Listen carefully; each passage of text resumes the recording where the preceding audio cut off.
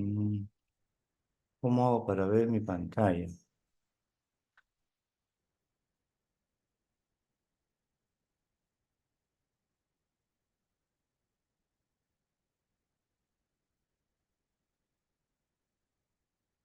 No, para ver.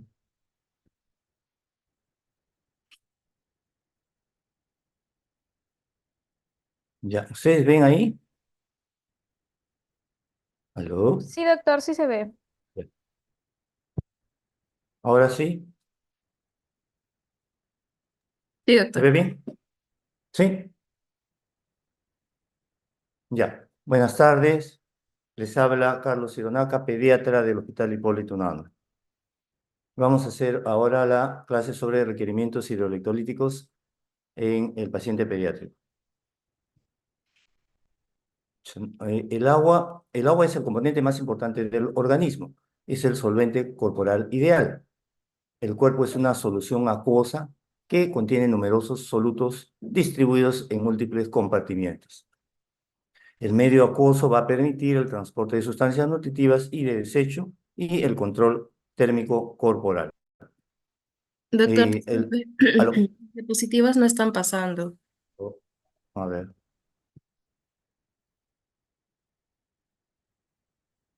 mm, ¿cómo hago? Doctor, ¿podría darle a compartir pantalla completa? Ya, a ver, un ratito.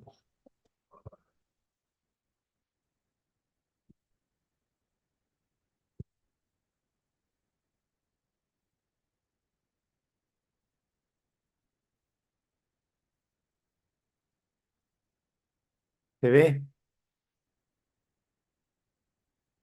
¿Se No, ve? No doctor, se ve. todavía no. No se ve.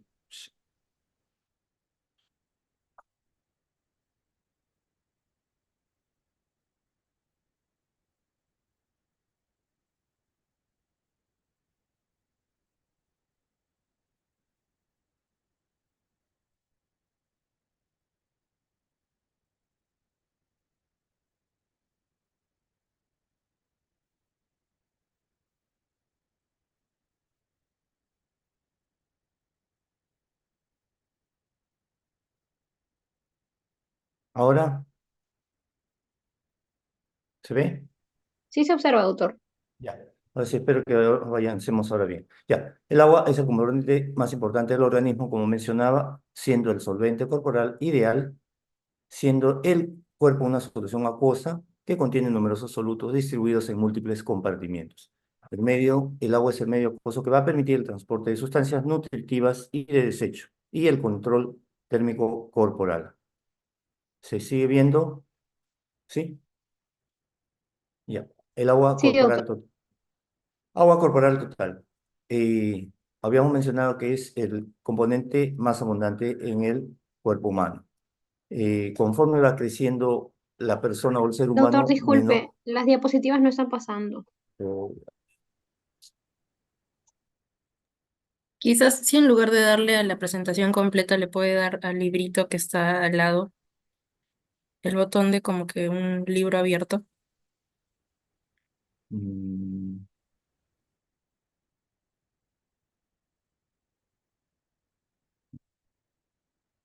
tendría que salir y otra vez, a ver un ratito. Eh, Ahí ustedes lo ven. Ahora sí se ve, doctor. Ya, y por ejemplo, si avanzo, perdón,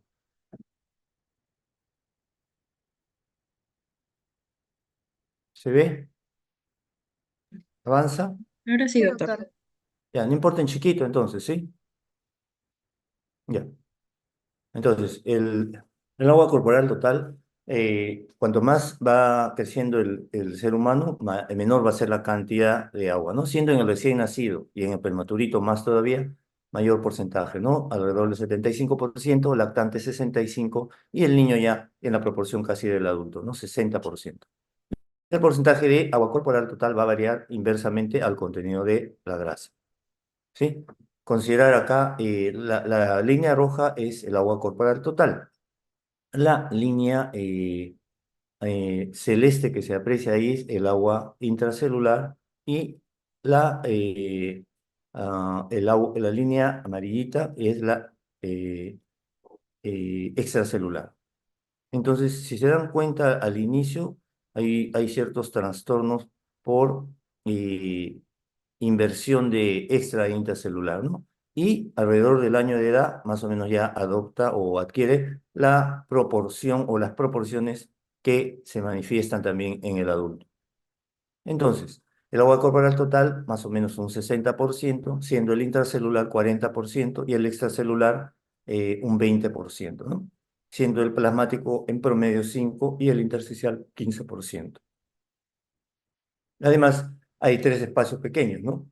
El agua contenida en tejido conectivo, cartílago, tendones, el agua unida a la matriz ósea. Además de algunas secreciones digestivas, sudor, líquido cefalorraquídeo, pleural, sinovial e intraocular, que son pequeñas cantidades, ¿no? Nuevamente, en forma gráfica, la distribución del agua corporal total, el agua intracelular y el agua intersticial. Debe existir un equilibrio delicado entre el intravascular y el intersticial, ¿sí?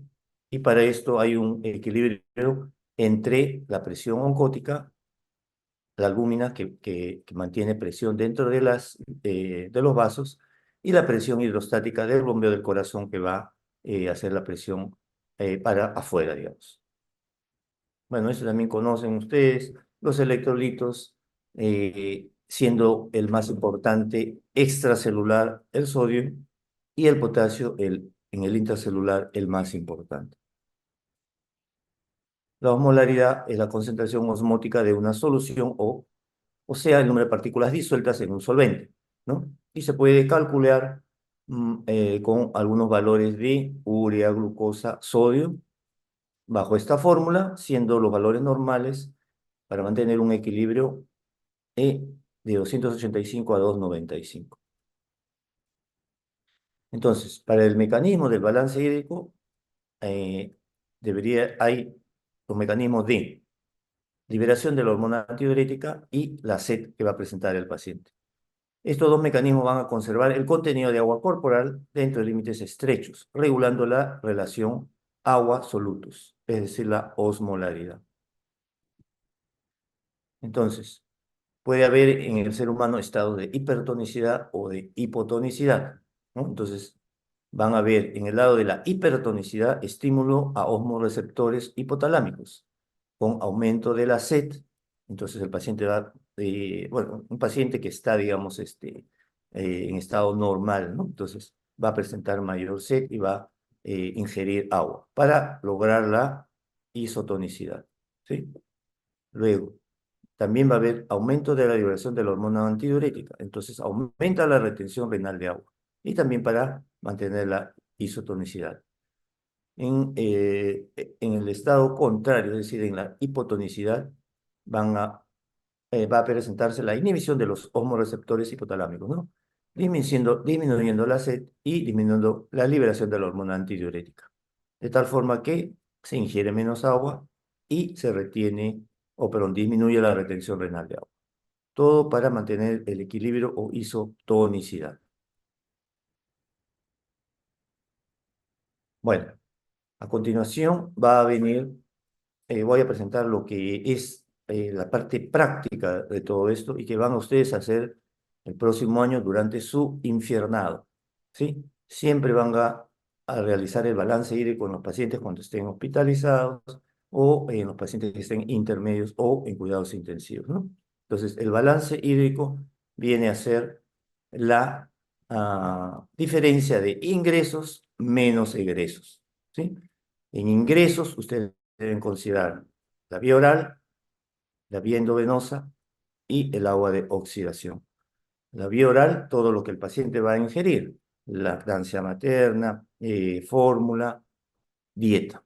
El endovenoso, lo que se aplique como cloruro de sodio, como dextrosa o también como tratamiento. Por ejemplo, dicen ceftriaxona diluido en 100 mililitros. Deben agregar ahí esos 100 mililitros endovenosos dentro de su balance hídrico. El balance hídrico se va a realizar cada 4 horas, cada 6 horas, cada 8 horas, cada 12 horas, cada 24 horas, dependiendo de la necesidad clínica del paciente. El agua de oxidación, el agua de oxidación es como el ex en pediatría, es despreciable, ¿ya? Entonces no lo van a considerar. Agua de oxidación no se considera en pediatría.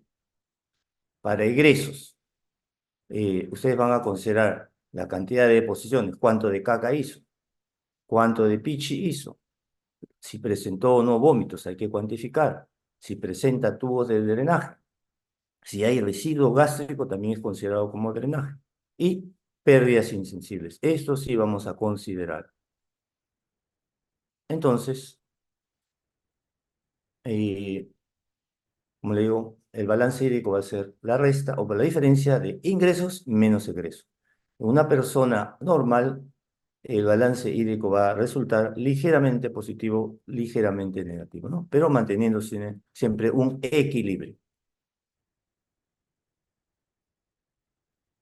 Para administrar agua en los pacientes pediátricos debemos considerar dos grupos. Aquellos que tienen menos de 10 kilos y aquellos que tienen más de 10 kilos. Para aquellos menores de 10 kilos, es decir, los lactantes, ustedes van a eh, aportar o brindar aproximadamente 150 cc kilo día.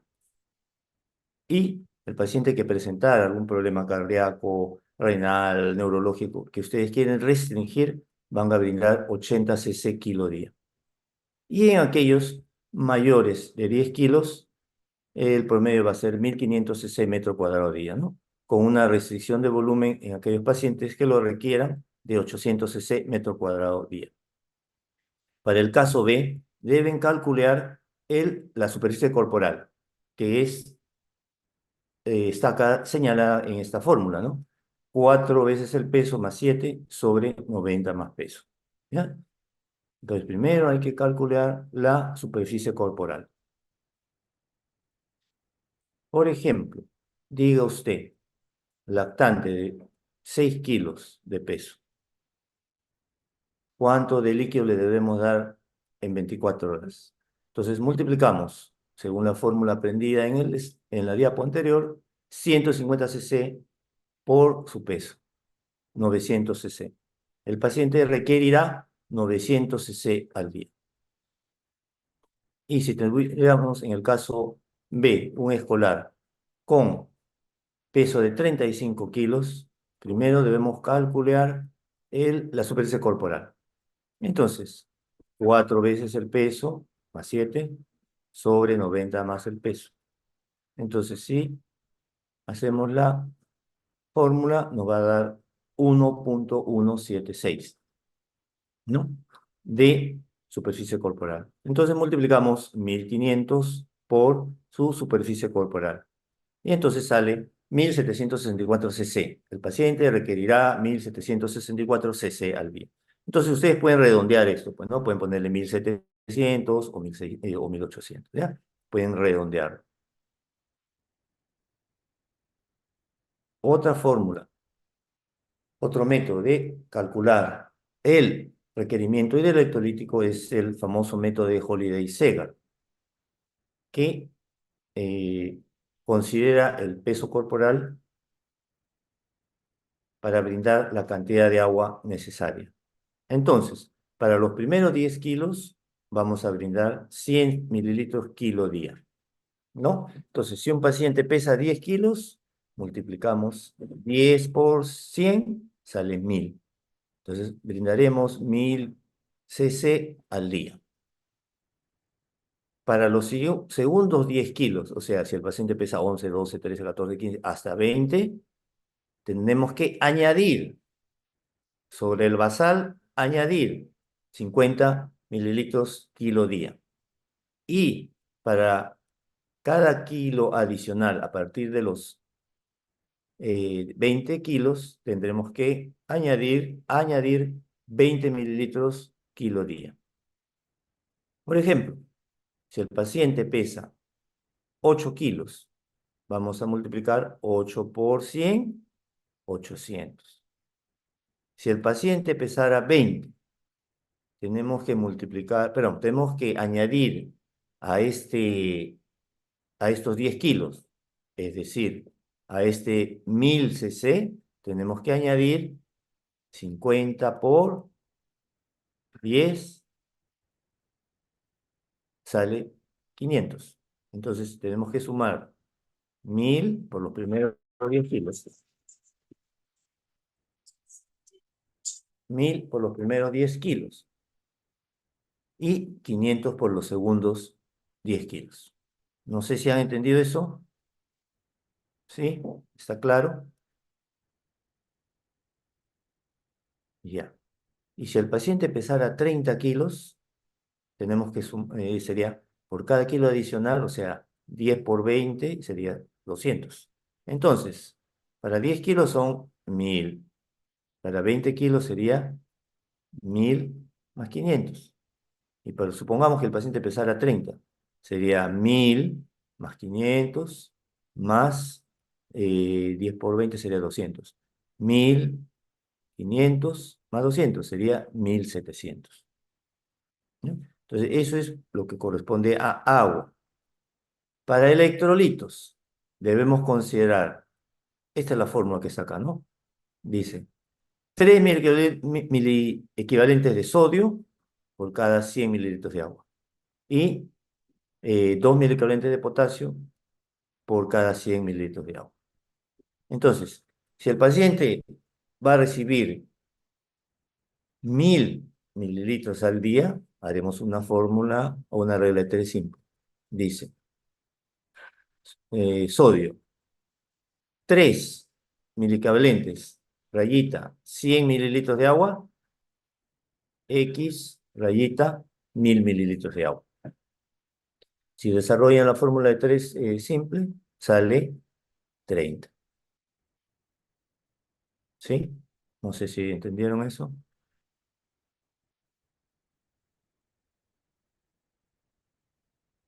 Sí, No, doctor. sí, Sí, doctor. sí. 3 mil equivalentes, rayita, 100 mililitros. ¿Cuántos mil equivalentes? Rayita, 1000 mililitros. ¿Ven? Lo mismo podrían hacer con el potasio. Otra fórmula también de calcular sodio y potasio a administrar en un paciente es dar entre 3 a 5 mil equivalentes kilo día en pacientes que menos de 10 kilos, digamos, y se calculan por superficie corporal es 30 a 50 mil equivalentes de sodio por metro cuadrado día. Y lo mismo calcularían para el potasio, 1 a 3 o 20 a 40 mil equivalentes. Esto de acá, como si se dan cuenta, son rangos. Es decir, ustedes pueden, digamos, frente al paciente que le van a poner un endovenoso, tendrán que poner algún valor, ¿no? Podrían empezar con 3 de sodio o con 1 de potasio, ¿sí? Y con los controles que ustedes le hagan, verán si el paciente está hiperpotasémico, hipernatrémico, hiponatrémico. Entonces, eso es dinámico. Van aumentando, van reformulando. ¿Bien? Pero esto es un promedio o un basal con el que se empieza. ¿Bien? Otra de las cosas que deben saber, y esto es como una tablita, digamos, los flujos de orina y de heces y cómo calcular las pérdidas insensibles. ¿Ya? En orina, en menos de 10 kilos, el flujo de orina normal es de 1 a 5 cc kilo hora. Y en más de 10 kilos es de 15 a 60, algunos dicen 15 hasta 80 cc metros cuadrados por hora. ¿Ya? Puede ser considerado normal. El flujo de heces de 0 a 5 cc kilo hora es leve, de 5 a 10 cc kilo hora es moderado y de más de 10 cc kilo hora es un flujo de heces severo, ¿no? Y esto es la fórmula también para calcular las pérdidas insensibles del recién nacido, de pacientes con menos de 10 kilos y de pacientes con más de 10 kilos. ¿Sí? Entonces, ¿ya? Entonces esto es como unas fórmulas que le van a servir a ustedes para calcular pérdidas insensibles en los pacientes cuando dan su balance. ¿Sí? Entonces, ejemplo de un paciente de 6 kilos. Estamos haciendo un balance de 4 horas. Acá dice deposición y dice orina, ¿no? Entonces, ha hecho una caquita de 30 cc y ha hecho pichi 2 veces, ¿no? 40 y 20 cc. Entonces, ¿cómo calculamos el flujo de orina? ¿Cuánto hizo de pichi en esas 4 horas? 60, dice, ¿no? 60. Ah, perdón. Ya. Flujo de orina. Entonces, 60 entre 6, o sea, entre su peso, entre la cantidad de horas. Salió 2,5 cc kilo hora. ¿Sí? Eso es un flujo normal porque habíamos visto que era de 1 a 5. Flujo de heces. Ha hecho una caquita de 30, entonces 30 entre el peso, entre la cantidad de horas. Y salió 1,25 cc kilo hora. Es decir, el paciente tiene un flujo leve, ¿no? De 1 a 5 leve, de 5 a 10 moderado y más de 10 severo. ¿Ya? Entonces, esa es la manera de calcular flujo de orina, flujo de heces.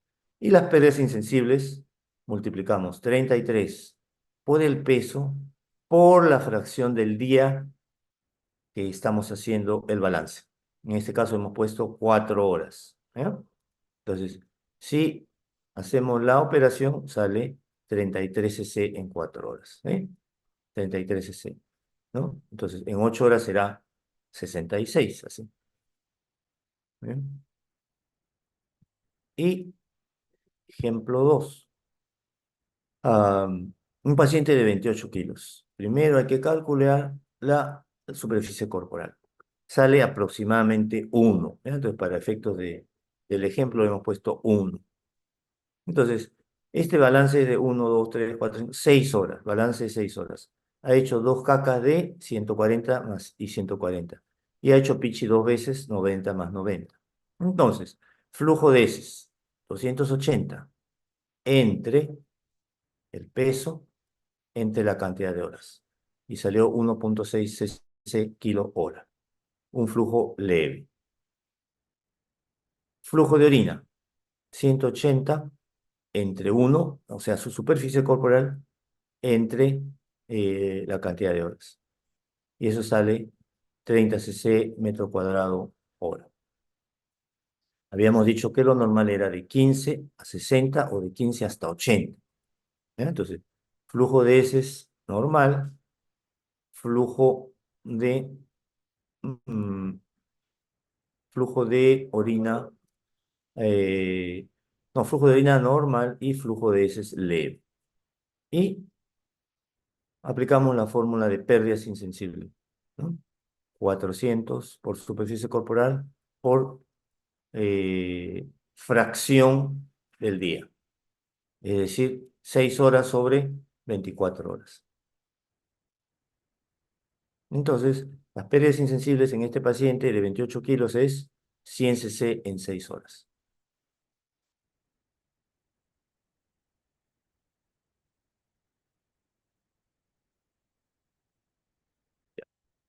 Muy bien. Esto es eminentemente práctico y, bueno, lo deben aplicar y les va a servir para los balances hídricos que van a realizar diariamente en peñatría, ¿no? Durante su infiernado en el próximo año. No sé si alguien tenga alguna pregunta, no sé si entendieron todo. Doctor, ¿podría explicar nuevamente de dónde sacan los valores de las pérdidas insensibles? En el primer Ah, caso ya, 400 y en el segundo ya, 33. claro, porque hay esto de acá tienen que tomarlo como tablita, pues, ¿ya? Las pérdidas insensibles, así se deben calcular, ¿ya? Entonces aplicas 400 por superficie corporal por la fracción del día. ¿Bien? Ah, Si entiendo, doctor. tú- Entonces, esos serían los valores resumidos, ¿no? En claro, los o sea, es últimos como una ejemplos. fórmula que tienes que aplicar, es una fórmula, una plantilla. Multiplicas Ah, ya. 400 cc por la superficie corporal por la fracción del día. Ah, está bien. ¿Ya? Ya, entonces, Gracias, por doctor. ejemplo, si el Doctor, paciente tuviera 1 metro cuadrado y tuvieras haciéndolo de 24 horas, sería 400 entre uno, ¿no? Y si fuera mediodía, o sea, 12 horas, tendrías que hacer 400 entre uno, o sea, el paciente que tenga 28 kilos, 1 metro cuadrado de superficie corporal, sobre uno, perdón, 12 sobre 24, fracción del día. ¿Ya? Acá tienes que poner fracción del día. 24 sobre 24, 12 sobre 24, 6 sobre 24, 4 sobre 24. Depende de el balance que hagas. O sea, si has hecho de 4 horas, de 6 horas, de 8 horas, de 12 horas. ¿Ya? Gracias, doctor. ¿Ya? Pero al final es un poco matemático, ¿no? ¿Mm? Esto es fácil, esto es un mamey. ¿Sí? Doctor, tengo una consulta. Sí. Respecto a lo del cálculo de la superficie corporal en menores de 10 kilos, ¿puede ir a la diapositiva un ratito? Ahí es, no, más arriba. Ahí Ahí. está. En caso de menores de 10 kilos, usted dijo que se tendría que multiplicar en todo caso por 150, ¿no? Sí, correcto. ciento Ah, cincuenta ya. por el peso y eso es lo que le vas a dar al día. Ah, ya, ¿Ya? porque yo había encontrado una fórmula para menores de 10 kilos que decía peso por 4, eso todo es en Ujú. paréntesis, no digo, más 9 y todo eso entre 100. No sabía si esa también tendría que, o sea, podría aplicarse. Mm, Ya eso no desconozco esa fórmula, pero, Ah, ya, entonces pero solamente mejor con esta de acá que se sí, es presentó. mucho más práctico, ¿ah? Ya Sí, los sí, pediatras lo que usan vi. esto de acá, ¿ya? Y Ya, esto es un promedio. Si tú al paciente dices, no, está deshidratado, está medio seco, le puedes subir a 160, 180, ¿no? Entonces, es dinámico porque tú vas viendo cómo está su flujo de orina. Si tú me dices, yo le doy, por decir, este, 150 y el pata está sobrehidratado y el flujo sale pues bien alto, entonces, ¿por qué? Porque le estamos metiendo mucho endovenoso, entonces hay que bajarle un poco el volumen, 120, ¿no? Pasa también en pediatría que el niñito está empezando digamos, se está recuperando y le estás dando leche o le estás dando su dieta complementaria y el endovenoso tienes que bajarle a la mitad. Entonces ya le pones, ¿cómo dice? Ya, bueno, vamos a dejarle la mitad vía oral y la mitad vía, ¿cómo se llama? La mitad vía oral y la mitad vía endovenosa. Entonces le das 75, por decir, ¿no? 75 cc kilo día endovenoso y la otra mitad se lo estás aportando vía oral. ¿Sí?